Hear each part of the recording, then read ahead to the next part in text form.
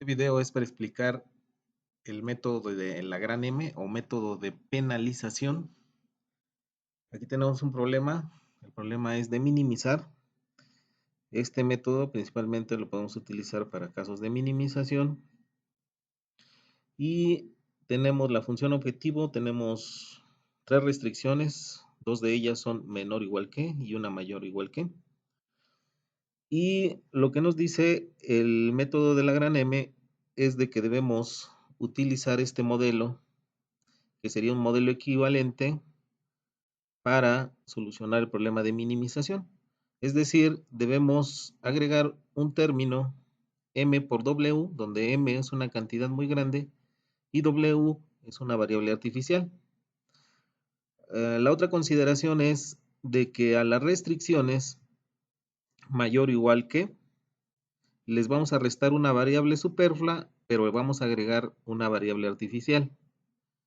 En el caso de las restricciones menor o igual que, solamente vamos a agregar una variable de holgura. Entonces vamos a ver cómo sería.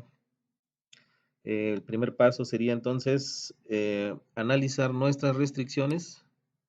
Aquí las tenemos. Dijimos que para el caso de la primera restricción, que es menor o igual que, solo agregamos una variable de holgura. Aquí está, es h1. Para el caso de la segunda restricción, también es menor o igual que, por lo tanto, solo agregamos una variable de holgura, que es h2. Y para la tercera variable, agregamos una variable artificial y restamos una variable superflua para convertir la igualdad. De esta forma, convertimos nuestras desigualdades en igualdades y a la función objetivo le vamos a agregar un término m por w, solo uno porque solo hay una variable de holgura, perdón, una variable artificial. Vamos a agregar tantos términos en la función objetivo como variables artificiales tengamos. Por eso es que solo se agrega un término m por w. El siguiente paso es igualar la función objetivo a 0. Aquí la tenemos. Y posteriormente es crear una tabla donde tenemos la información. Aquí tenemos la función objetivo, nuestra primera iteración. Aquí está, menos 2x1 menos 3x2 menos 5x3 menos m w1. Son todos los términos o coeficientes que tienen las variables en la función objetivo. Z óptima, siempre iniciamos con 0. Y después las variables que vamos a considerar en la base son las variables de holgura y las variables artificiales. No vamos a considerar la variable superflua en la base, solo las variables de holgura y las artificiales.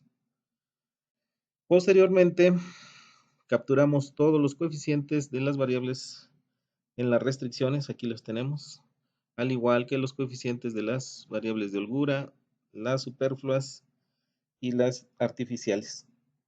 Y están igualados a 30, 33 y 8. Aquí está. Siempre que se tiene la primera tabla, siempre se presenta una inconsistencia en la primera tabla cuando tenemos variables artificiales, por lo que es necesario multiplicar siempre la fila de la variable artificial por m y sumársela a la función objetivo. Entonces, vamos a hacer esta acción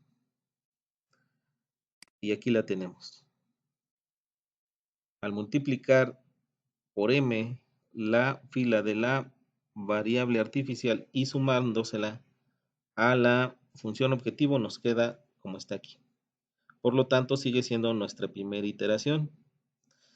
El siguiente paso es determinar cuál es la variable que va a entrar a la base.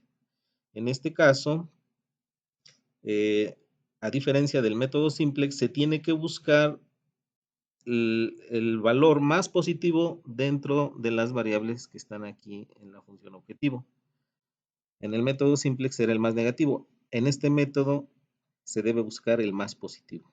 Entonces, considerando que m es un valor muy grande, este sería el más positivo, ¿sí?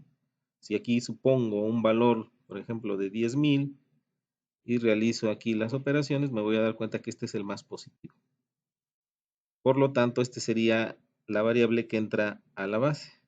Ahora hay que determinar cuál sería la variable que sale de la base.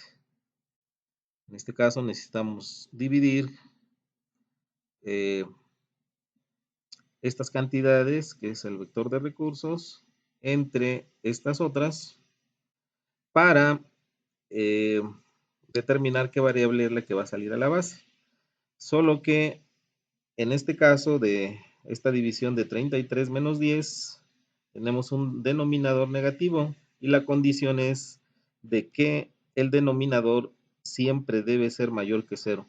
Por lo tanto, no debemos considerar H2 para que salga de la base. Y nada más podrían ser H1 y W1 las variables que salen de la base. La menor de ellas, la menor de estas divisiones, es la variable H1. Por lo tanto, sería la que sale de la base. El siguiente paso es identificar el pivote, que sería el cruce entre la variable que entra y la variable que sale. Sería aquí, donde está el 20. Y lo que debo hacer es convertir este 20 en 1 para que pueda hacer operaciones matriciales y eliminar esta expresión que tengo aquí, este menos 10 y este 4. Por lo tanto, multiplico o divido por 20 toda la fila donde está el pivote, o multiplico toda la fila por un veinteavo, sería lo mismo, ¿verdad? Por lo tanto, necesito hacer una segunda iteración y la tenemos a continuación. Aquí está. Ya tenemos aquí la fila donde está el pivote, que era este, convertido a 1, y se hicieron operaciones matriciales con esta fila para eliminar las cantidades que teníamos arriba y abajo del pivote. Y nos queda de esta manera. El siguiente paso es volver a revisar si entre las variables que están aquí en la función objetivo existen valores positivos y seleccionar el más positivo para determinar cuál sería la variable que entra a la base. En este caso, el único valor positivo que tenemos sería aquí. Suponiendo aquí algún valor grande para m, nos podemos dar cuenta que este valor es positivo y por lo tanto este sería la variable que entra a la base. Ahora hay que determinar qué variable es la que va a salir de la base. Necesitamos dividir estas cantidades entre estas otras. ¿Por qué entre estas? Porque aquí está la variable que va a entrar a la base. Y aquí están. Debemos seleccionar el mínimo valor, en este caso sería 1.33, que es de la división de 48 entre 36. Por lo tanto, la variable que sale de la base es H2. Aquí nuevamente tenemos el pivote, que es el cruce entre la variable que entra y la variable que sale.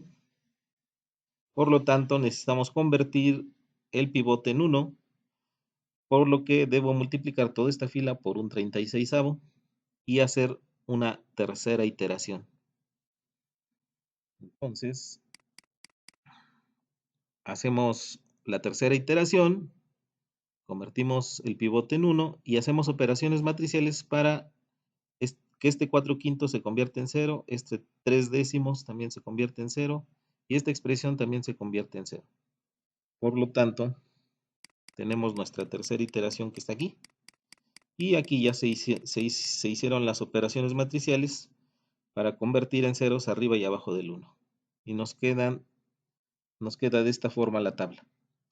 Después lo que hay que hacer es nada más comprobar que no existan valores positivos aquí en las variables de la función objetivo. Ya no existen valores positivos aquí, por lo tanto hemos llegado a la solución óptima y aquí tenemos los valores las variables que están en la base, y aquí están sus valores. Sin embargo, aquí tenemos una variable artificial y el método de penalización nos dice que si existe una variable artificial en la base y hemos llegado a la solución óptima, entonces el problema no tiene solución. Por lo tanto, este problema no tiene solución.